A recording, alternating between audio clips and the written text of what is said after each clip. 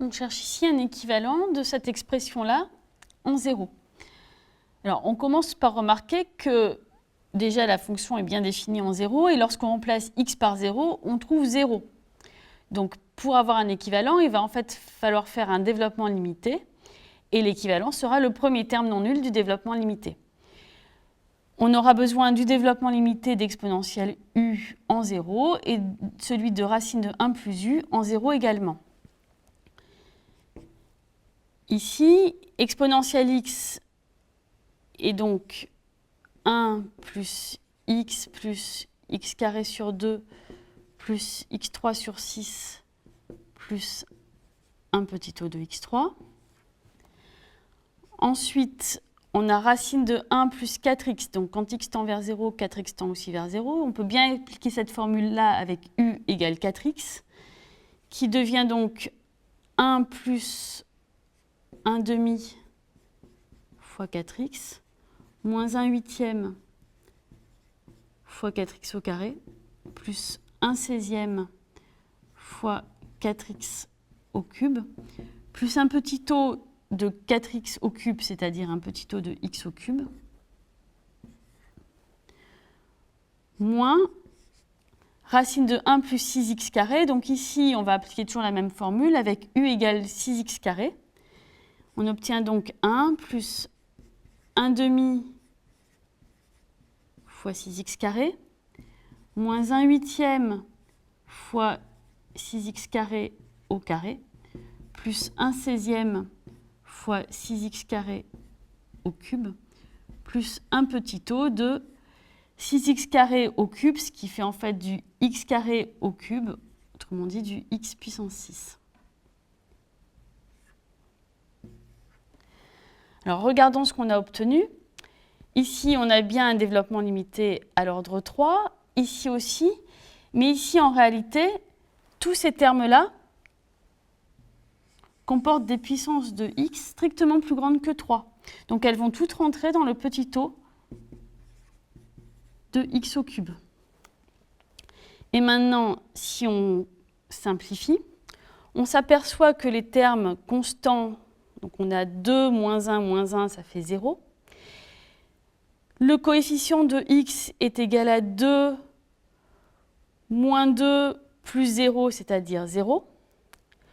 Le coefficient de x carré est égal à 1 moins 16 huitièmes, c'est-à-dire moins 2, plus moins 2, donc c'est-à-dire plus 2, donc ça fait 3. Moins 6 demi, ça fait moins 3, donc ça fait encore 0. Et finalement, le premier terme à avoir un coefficient non nul sera x au cube, pour lequel on obtient 2 sixièmes, moins 4 au cube sur 16, plus 0, puisqu'ici on n'a pas de terme en x au cube, et il reste des termes qui sont négligeables devant x au cube. C'est donc égal à moins 11 tiers de x au cube plus un petit o de x au cube, ce qui montre que l'expression de départ, 2 exponentielle x moins racine de 1 plus 4x moins racine de 1 plus 6x au carré, est équivalent en 0 à moins 11 tiers fois x au cube.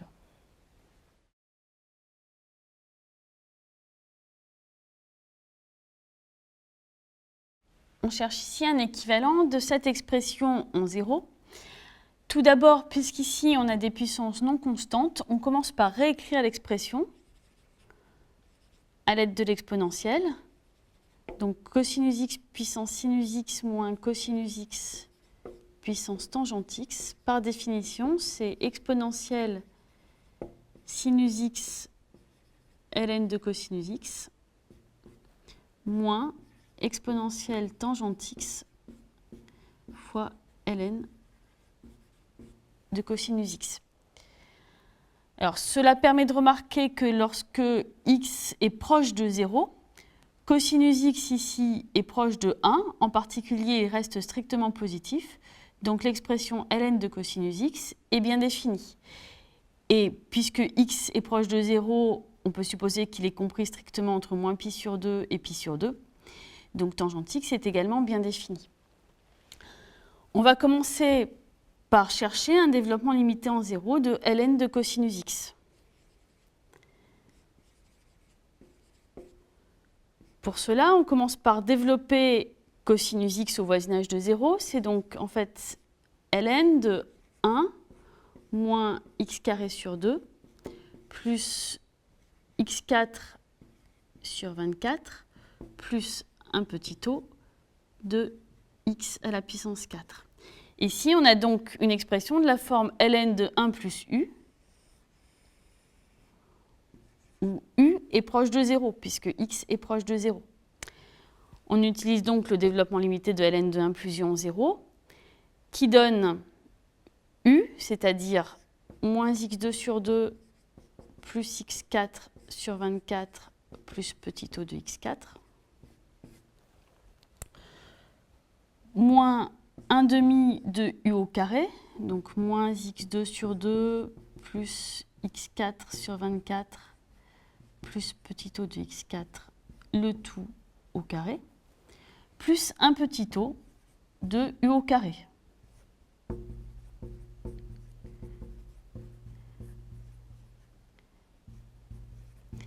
Alors, ici, en fait, on a trop de termes.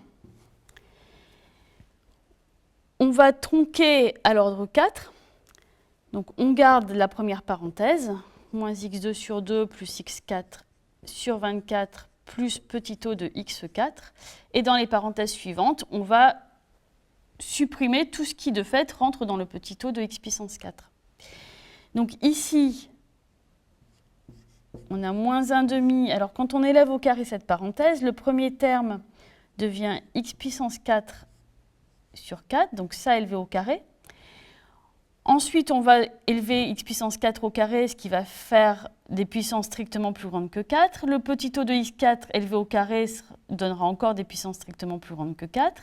Même chose pour tous les doubles produits. Et en fait, tous les autres termes rentrent dans le petit o de x puissance 4. Et ici, le petit o de toute cette expression est en fait un petit o de la plus petite puissance qui apparaît ici, c'est-à-dire du x carré au carré, donc du x puissance 4.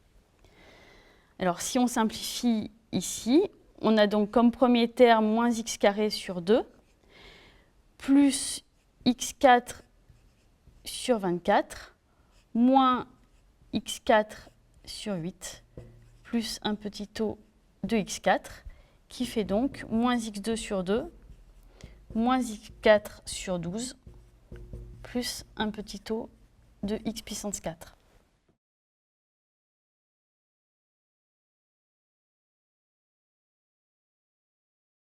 On va maintenant donner un développement limité de chacune des expressions qui est dans l'exponentielle. Sinus x, ln de cosinus x en 0. Donc on utilise le développement limité du sinus en 0. On obtient donc ici x moins x3 sur 6 plus un petit o de x à la puissance 4 fois l'expression qu'on a trouvée ici, donc moins x carré sur 2 moins x puissance 4 sur 12 plus un petit o de x à la puissance 4. Développons. Donc ici, on trouve un terme en x à la puissance 3 qui est moins x à la puissance 3 sur 2. Ensuite, on n'a pas de terme en x puissance 4 et on a deux termes en x puissance 5. Celui-là, donc moins x à la puissance 5 sur 12, et celui-ci, plus x à la puissance 5 sur 12, donc ça se simplifie. Et tous les termes suivants sont en fait de la forme petit o de x à la puissance 5, puisque toutes les puissances qu'on va obtenir seront strictement plus grandes que 5. Ici, on fait la même chose pour tangente x fois ln de cosinus x. Tangente x en 0, c'est x plus x3 sur 3 plus un petit o de x à la puissance 4, multiplié par ln de cosinus x, qui est donc de la forme x2 sur 2 moins x4 sur 12 plus petit o de x à la puissance 4. Même chose, on développe. On a un terme en x puissance 3 qui est moins x puissance 3 sur 2. Pas de terme en x puissance 4. Deux termes en x puissance 5 qui sont donc moins x puissance 5 sur 12 moins x puissance 5 sur 6. Et tous les autres qui sont en fait du petit o de x puissance 5. Et on a donc en fait moins x3 sur 2 moins x5 sur 4 plus petit o de x à la puissance 5. Maintenant, on peut reporter dans notre expression. Cosinus x puissance sinus x moins cosinus x puissance tangente x, c'est en fait exponentielle moins x3 sur 2 plus un petit o de x puissance 5 moins exponentielle moins x3 sur 2 moins x5 sur 4 plus un petit o de x à la puissance 5.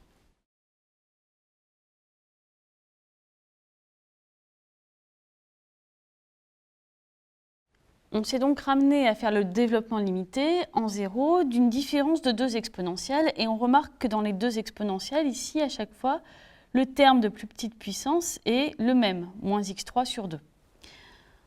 On va donc essayer de mettre cette expression en facteur. Donc on obtient exponentielle moins x3 sur 2 plus un petit o de x5, facteur de 1 moins exponentielle moins x5 sur 4 plus des termes négligeables devant x à la puissance 5.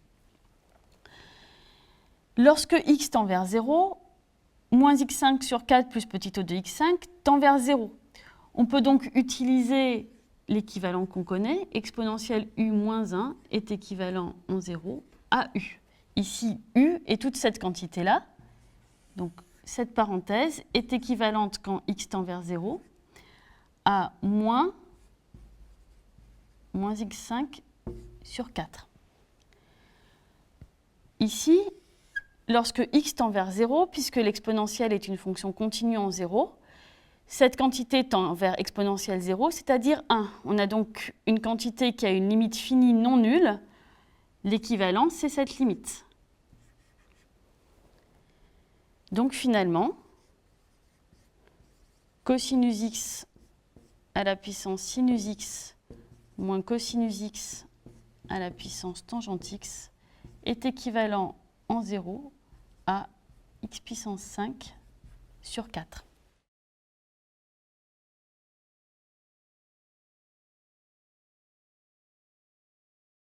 On cherche ici un équivalent en racine de 3. Alors pour simplifier un petit peu, on va en fait se ramener à chercher un équivalent en 0 en posant x égale racine de 3 plus h, et donc h égale x moins racine de 3. Lorsque x est proche de racine de 3, cela signifie que h est proche de 0. On va donc remplacer dans l'expression x par racine de 3 plus h. On obtient arctangente x égale arctangente de racine de 3 plus h. Ici, 3 sur x devient 3 sur racine de 3 plus h, qu'on peut réécrire en divisant en haut et en bas par racine de 3 sous la forme racine de 3 sur 1 plus h sur racine de 3. Ici, on a une expression de la forme une constante sur 1 plus u, où u égale h sur racine de 3 tend vers 0. Donc, on peut appliquer le développement limité de 1 sur 1 plus u en 0. On a toujours racine de 3 en facteur, et on obtient 1 moins h sur racine de 3 plus h sur racine de 3 au carré plus un petit o de h sur racine de 3 au carré, c'est-à-dire un petit o de h au carré. Et on remplace dans l'arctangente. Arctangente 3 sur x, c'est en fait arctangente de racine de 3 moins h plus h carré sur racine de 3 plus un petit o de h au carré. Donc finalement, les deux expressions qu'on a sont de la forme arctangente racine de 3 plus une quantité qui tend vers 0. Pour avancer le développement limité, on va avoir besoin de connaître le développement limité de arctangente au voisinage de racine de 3, et pour cela, on va appliquer la formule de Taylor-Young à la fonction arctangente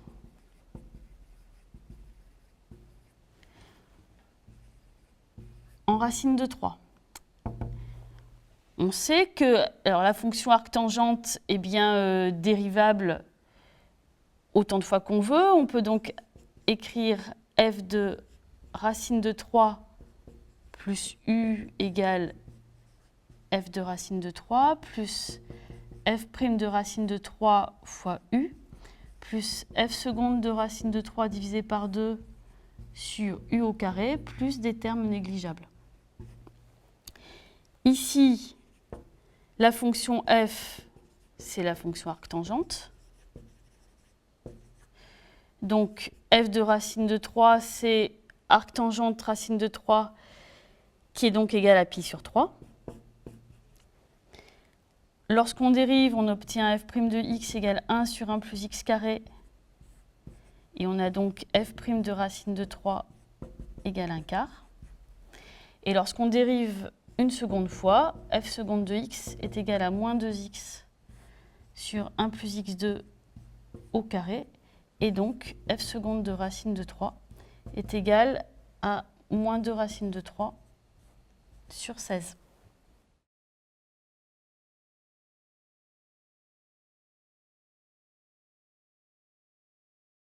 On vient ainsi d'obtenir ce développement limité de arctangente au point racine de 3. Remplaçons dans l'expression qu'on avait obtenue précédemment. Puisque h tend vers 0, on peut bien appliquer cette formule et on obtient pi sur 3 plus 1 quart de h moins racine de 3 sur 16 h carré plus petit o de h carré. Plus, ici, ce qui joue le rôle de u, c'est toute cette expression-là. Donc, on a pi sur 3 plus 1 quart fois moins h plus h carré sur racine de 3 plus petit o de h au carré, moins racine de 3 sur 16 fois u au carré, c'est-à-dire moins h plus h2 sur racine de 3 plus petit o de h carré, le tout au carré, plus un petit o de u au carré. Ici, le petit o de u au carré sera en fait un petit o de h au carré, moins la constante de pi sur 3. Alors, on constate déjà que les termes constants se simplifient. Les termes en h se simplifient également. Et le premier terme non nul est donc celui en h puissance 2, qui contient donc moins racine de 3 sur 16 h carré, plus 1 sur 4 racine de 3. Et regardons ce qui se passe dans cette parenthèse. Dans la parenthèse ici, le seul terme qui va donner du h carré, c'est lorsqu'on élève moins h au carré. Tous les autres vont en fait donner des puissances de h strictement plus grandes que 2 et donc vont rentrer dans le petit o de h carré. Et on obtient donc moins racine de 3 sur 16 fois moins 1 au carré, c'est-à-dire 1. Et tout le reste est un petit o de h au carré. Alors tout calcul fait, on obtient que c'est égal à moins racine de 3 sur 24 fois h au carré plus petit o de h au carré. Et donc l'équivalent, c'est le premier terme non nul du développement limité. Donc arctangente x plus arctangente 3 sur x moins 2pi sur 3 est équivalent en racine de 3 à moins racine de 3 sur 24, h qui n'est autre que x moins racine de 3 au carré.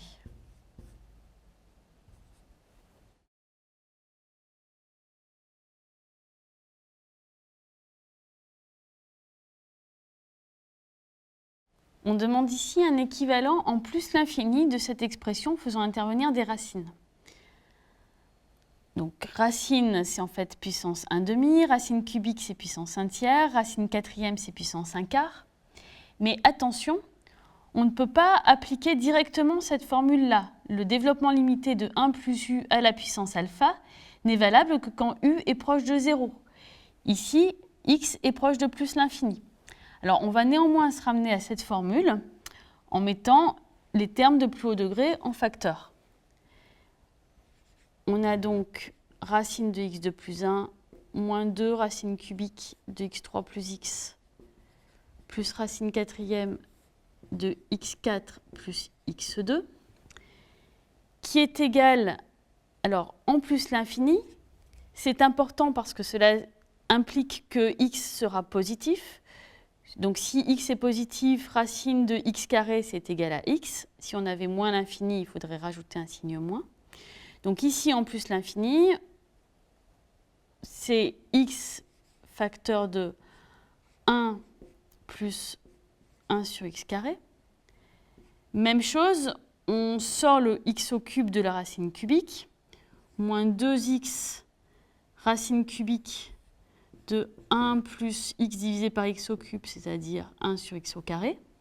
Et là, on sort la racine quatrième, plus x fois la racine quatrième de 1 plus x2 sur x4, c'est-à-dire 1 sur x2. L'intérêt, c'est que maintenant, lorsque x tend vers plus l'infini, 1 sur x2 tend vers 0. Donc on peut bien appliquer cette formule-là avec u égale 1 sur x à la puissance 2.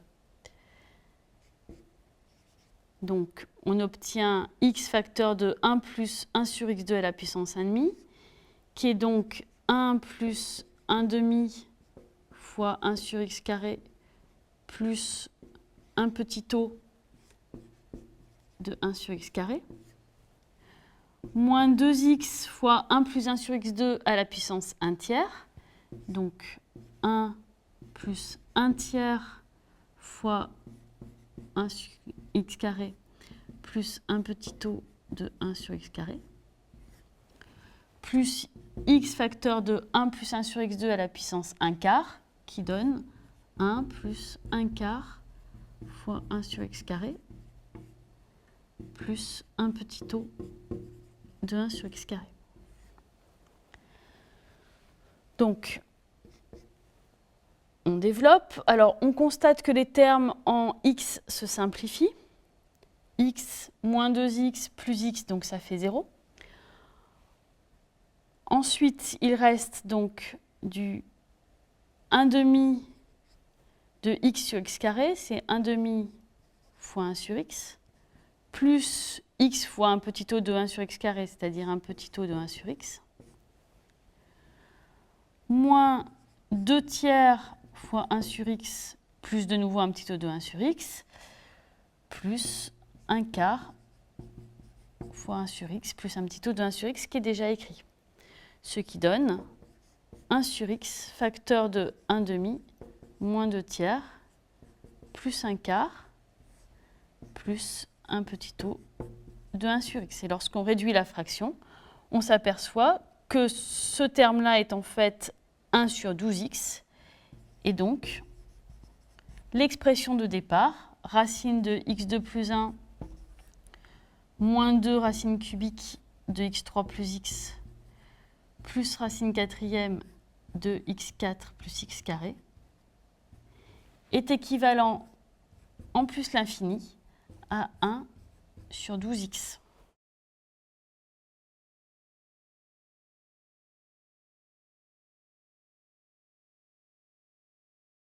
Enfin, on demande un équivalent de argument ch 1 sur cosinus x en 0. Argument ch, c'est la fonction réciproque du cosinus hyperbolique. Donc voici la définition explicite, ln de u plus racine de u carré moins 1, qui est bien définie pour tous les réels u supérieurs ou égaux à 1. On commence par vérifier que si on considère x proche de 0, cosinus x est proche de 1 par valeur inférieure, donc 1 sur cosinus x sera bien supérieur ou égal à 1. Et donc cette expression est bien définie au voisinage de 0. On peut faire un développement limité de 1 sur cosinus x en 0. Par contre, on n'a pas de développement limité de cette fonction au voisinage de 1. Cela n'existe pas simplement parce que cette fonction n'est pas dérivable en 1. On va donc devoir utiliser la définition explicite de l'argument CH pour essayer de faire apparaître des développements limités de fonctions connues. Argument CH de 1 sur cosinus x, c'est par définition ln de 1 sur cosinus x plus racine carrée de 1 sur cosinus carré x moins 1. Si on réduit au même dénominateur, on reconnaît 1 moins cosinus carré x qui est, d'après une formule trigonométrique, sinus carré x. Donc on obtient ln de 1 sur cosinus x plus racine de sinus carré x sur cosinus carré x. Attention aux signes. Ici, au voisinage de 0, cosinus x est proche de 1, donc cosinus x est positif. Donc racine de cosinus carré, c'est bien cosinus x. Par contre, le sinus change de signe au voisinage de 0. Donc on est obligé de garder une valeur absolue. Et lorsqu'on réduit au même dénominateur, on obtient ainsi ln de 1 plus valeur absolue de sinus x sur cosinus x. On connaît un développement limité de sinus x en 0.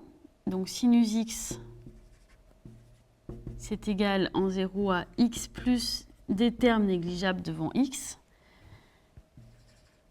Cosinus x en 0, c'est égal à 1 plus des termes négligeables. On cherche valeur absolue de sinus x. On a donc valeur absolue de sinus x égale valeur absolue de x plus des termes négligeables devant x. Si on reporte dans notre expression, on obtient donc ln de 1 plus valeur absolue de x plus petit o de x divisé par 1 plus petit o de x. 1 sur 1 plus petit o de x, c'est encore du 1 plus petit o de x. Ici, on utilise un développement limité de 1 sur 1 plus u en 0. Donc, on a ln de 1 plus valeur absolue de x plus petit o de x fois 1 plus petit o de x. Et lorsqu'on développe, cela donne ln de 1 plus valeur absolue de x plus des termes négligeables. Ici, en 0, cette quantité est proche de 0. On sait que ln de 1 plus u est équivalent en 0 à u. Donc toute cette quantité-là,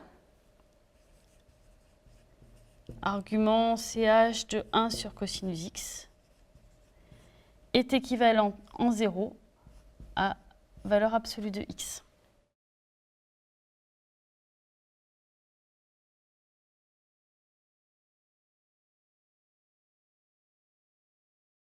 Voyons à quoi peuvent servir les équivalents. On a ici une fonction f qui est définie à partir d'un paramètre petit a strictement positif. Et on cherche un équivalent en 0 de f de x moins ax. Alors, la fonction f est bien définie au voisinage de 0. Donc f de x moins ax aussi. On reconnaît ici du ln de 1 plus une quantité qui tend vers 0, dont on sait faire un développement limité. Donc on obtient ax moins 1 demi de ax au carré plus 1 tiers de ax au cube plus un petit o de x puissance 3. Et le 1 sur 1 moins x, c'est 1 plus x carré plus x à la puissance 3 plus un petit o de x à la puissance 3. Voilà pour f de x.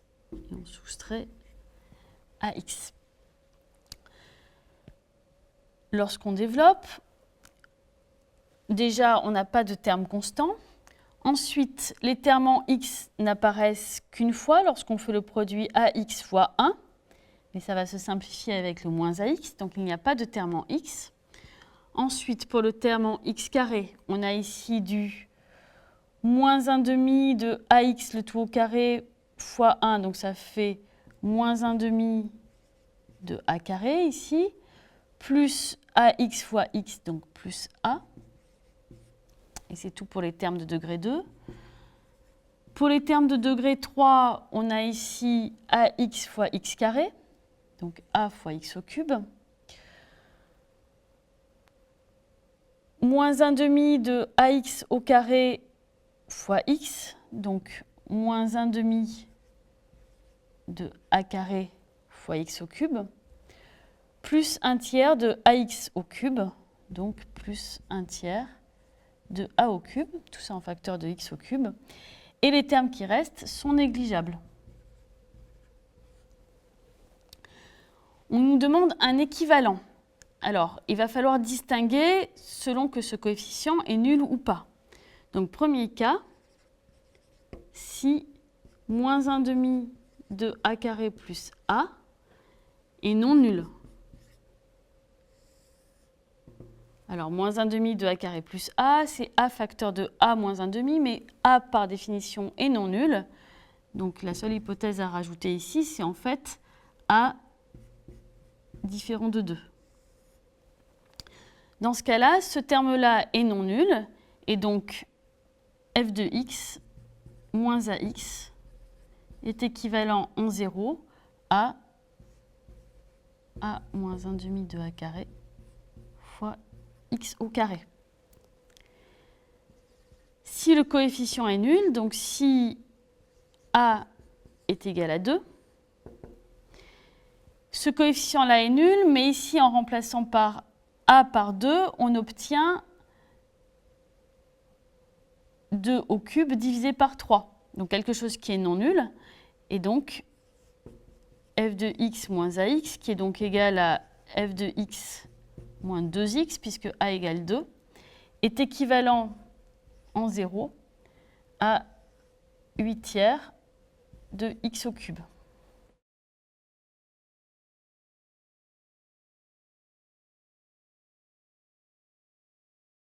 Voyons à quoi peut servir l'équivalent qu'on vient de trouver.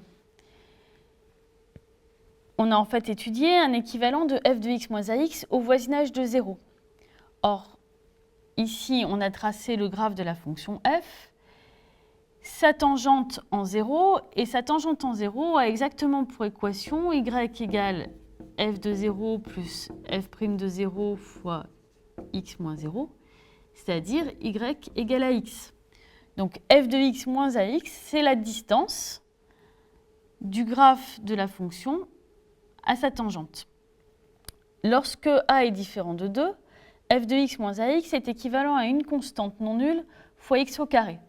Cette quantité-là ne change pas de signe au voisinage de 0, puisque x carré ne change pas de signe au voisinage de 0. Elle est strictement positive si a est strictement plus petit que 2, strictement négatif si a est strictement plus grand que 2. Mais dans tous les cas, cela signifie que la courbe reste du même côté de sa tangente au voisinage de 0. Donc le graphe ne traverse pas sa tangente.